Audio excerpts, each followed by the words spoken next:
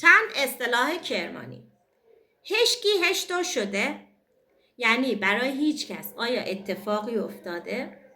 هشکی هشتو شده، هشکی هشتو شده. وایم سادیم. وایم سادیم انگلیسی نیست، فارسیه. داریم میریم یه جایی، مثلا تو راه وایسادیم، میخوای میگی وای هم سادیم، یعنی ایستادیم. هم ایستادیم، همچنین ایستادیم، میگیم وایم سادیم. اصطلاح بعدی حاضر خودتون باشه. کسی دلسوزمونه میگه حاضر خودتون باشه. حاضر یعنی مواظب خودتون باشه.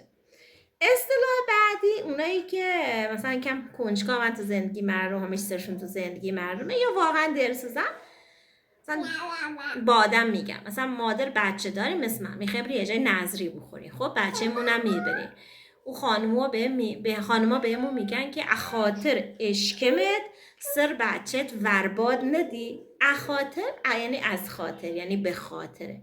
اشکم همون شکمه. ورباد ندی یعنی ور یعنی به.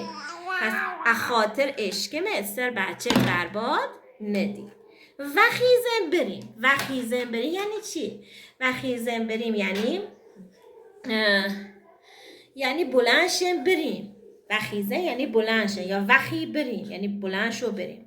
اصطلاح بعدی اگه میلی بلم، اگر نمیلی نلم. یعنی اگه میذاری اینو قرار بدم، مثلا وسیله میخوایم بذاریم تو مغازه یه نفر، بذارم، اگه نمیذاری نه نذارم. یعنی پس اگه میلی بلم، اگه نمیلی نلم. اصطلاح بعدی به چک پایین. مثلا یه پدری داره بچه میبره مدرسه، خب آخری مرسی در برسه میگه به چک پایین، یعنی پیاده شو. پس به چک پایین.